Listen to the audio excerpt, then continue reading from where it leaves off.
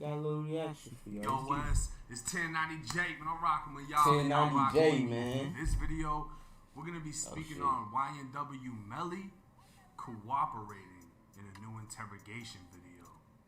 October 19th, 2015. The Vero Beach Police Department received a call for a group of teens gathering outside of a restaurant near Vero Beach High. Shortly after, a single gunshot went off. The school, which just dismissed its students 15 minutes prior to the shooting, was placed on lockdown as officers arrived on scene. 3 witnesses would identify a then 16-year-old Jamel Demons, who's more commonly known as YNW Melly. They'd say Melly fired the gun at them, but none of them were hit. Still missing, Melly would post to his own Facebook a news report that shots fired placed his high school on lockdown, writing, "Oh." It was roughly 2 hours later when police would announce they had Melly in custody after... Bro, this nigga's a school threat? Yeah, this nigga definitely ain't getting out, bro. This nigga's a school threat, bro. Fast forward to June of 2023.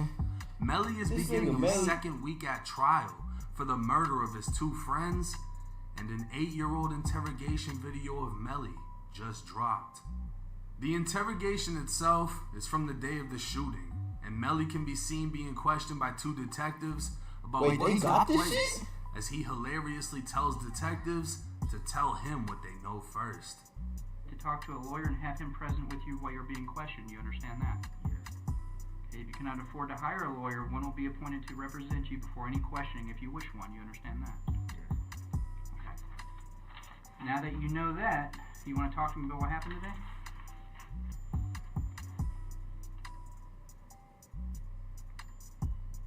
Tell me what y'all knew first. That's not the way it works, brother. Obviously, no. I mean, we wouldn't be talking to you if we didn't know what happened. But I need you to tell me the honest truth. I'm here to help you, believe it or not. 16? This nigga look grown. I know you don't believe me, but Shit went down so fast. what happened? Melly would say they'd been messing with him and spotted him by the Plum Tomato restaurant as he was going to get his food. He'd say it was a total of 8 people and someone pulled a gun out, so he ran to the blue apartments he'd later be found hiding in. When asked who pulled the gun, Melly initially said, "I don't know," but when the detective asked if he shot in self-defense, Melly became more cooperative and even gave a name. If you shot in self-defense or This nigga something, you snitched. let us know. I did. What happened? Somebody at the Plum Tomato pulled out a gun on me. Who? One of the kids. Somebody you go to school with? Yeah. Same grade? Yeah. What's he go by? I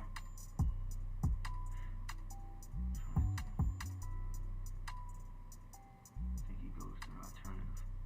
Alright, what's his street name? I know his last name, Gillespie. Gillespie? Okay. What kind of gun was it? 38 revolver.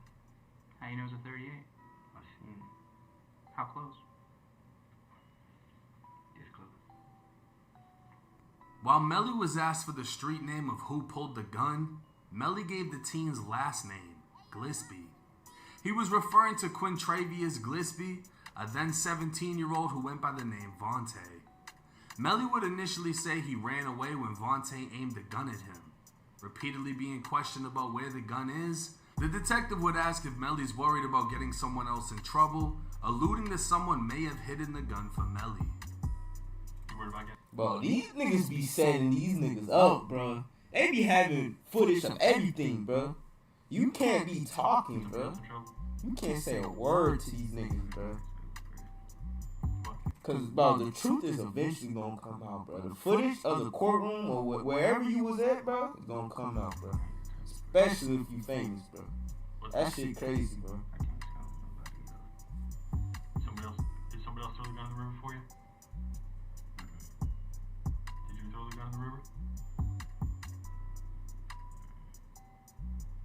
Melly would change his initial story, now saying Vontae tried to shoot him, and when Vontae pulled the gun, he snatched it. But knowing they had more guns, he ran to the apartments before firing off a shot. That's when Melly clarified to detectives he had no gun of his own, that he in fact fired the gun he took from Vontae. Detectives would then ask after he fired, what did he do with the gun? And Melly would say he threw the gun back over to the area the group was when one of them picked it back up, later naming Vontae as the one who grabbed it.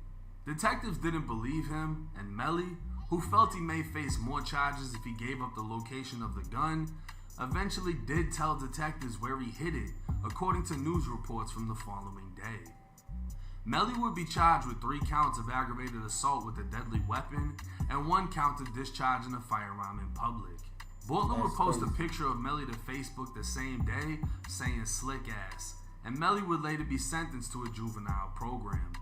As for Vontae, an FDLE search would show Vontae was arrested that same day, but for trespassing and violating his probation. It's unclear if Melly's statement played a role in his arrest, as Melly placed him at the scene, but then again, it's alleged that Vontae was one of the 3 witnesses who told police Melly fired a gun at them. While definitely cooperating, it's in the air as to if Melly actually snitched, as many have their own opinion on what snitching actually is. Melly's former associate Jay Green gave a full interview with the police in a separate incident where he identified a man who fired a shot in the air after someone threw a bottle at his car. That man would later be sentenced to prison for firing the gun, but Jay Green claims he didn't snitch. Boston Richie would give homicide investigators a football team of names in one case and get 2 people arrested in another case, but he claims he didn't snitch. And the only argument Melly could make is self-defense. And in a self-defense case, you have to admit what happened. Unfortunately, if the other person isn't dead, you have to tell police what they did to make you fear for your life, which could result in them being charged with the crime. In Melly's case, it's unclear if detectives even believed his self-defense story, and Vontae was never charged with anything Melly actually said, but at the same time, Melly could have told that same story without actually giving up any names. Now with this one, I had to look into it, right? I had to find out if the name Melly gave was a real person, because people will give all type of names and then try to say that they were fake names. The name he gave was real. The police asked him, who pulled the gun? What's his name? What's his street name? Melly gives him his last name. Identifies the person, right? Melly cooperated 100%. He fucked up when he gave them that name. Because cooperation is as simple as you get pulled over, license and registration, and you give it to them. You're cooperating. They're asking him questions, he's answering. But when he said that name, when he said, this is the person who pulled the gun out on me, this is the person who went and picked the gun up after, even if the shit didn't happen, if he had got charges put on him, you did that. But he didn't get charges put on him. You still could have told the story without giving his name. And the fact that he gave that name isn't going to change shit. Isn't going to change nothing, because I be exposing motherfuckers left and right.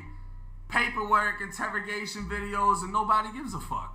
You know what I'm saying? QCP, he was just hanging out with Gucci at Rick Ross's shit or whatever car show they were just at. You know what I'm saying? Boston Richie, fucking Jay Green, fucking, I can show y'all everything and people are still like, nah, I don't think he snitched. Nah, he didn't snitch on me. So what do I think about this Melly shit? He shouldn't have gave that fucking name. He fucked up. Is it gonna affect him in any way, shape, or form? No, because people are gonna say he was 16 years old, he wasn't affiliated with nobody, this, that, and the third, he took the charge, he did all the time, the other kid didn't get arrested for it, whatever. That kid got booked for trespassing. Apparently he didn't even go to that school, but he showed up to start some shit while he was on probation, and then allegedly tells the police, hey, Melly just shot at me. Yeah, well, why'd he shoot at you? Well, we were over here trying to beat his ass, and he shot at me. All right, well, now you're under arrest. You know what I'm saying? That's more or less how they're trying to spin the story, that this kid got himself booked, and it wasn't nothing that Melly actually said, but it doesn't fucking matter. Melly shouldn't have gave that name. Now, only very few people are going to hold this against him. One of them may be Boosie, who actually helped put Melly's defense team together and showed up to one of Melly's trial dates. Now Boosie is in federal custody, so he most likely isn't going to say anything about the situation. And it's unfortunate that Melly doesn't even have any privileges inside of jail to where he can make a phone call and speak out on the situation himself. Because 9 times out of 9, if he's able to say something and motherfuckers is like, oh yeah, that makes sense, I would have did that too, nobody's going to care. That happens with damn near everybody that either paperwork or an interrogation video drops on. Does what he did violate code? You're not supposed to give a name, bro, at the end of the day. And you can't show no favoritism. But let me know y'all thoughts and comments in the comment section. Damn. It's 1090 Jake. I'm rocking with y'all and y'all rocking with me. I'm rocking with you, gang. You feel me? Good little vid. Would you hold me down? Would you be my ground? Keep your head above the ground and promise you will never frown. Yeah, fuck a hoe, cause they play my games. Coffee got knocked off and I swear my whole mind changed.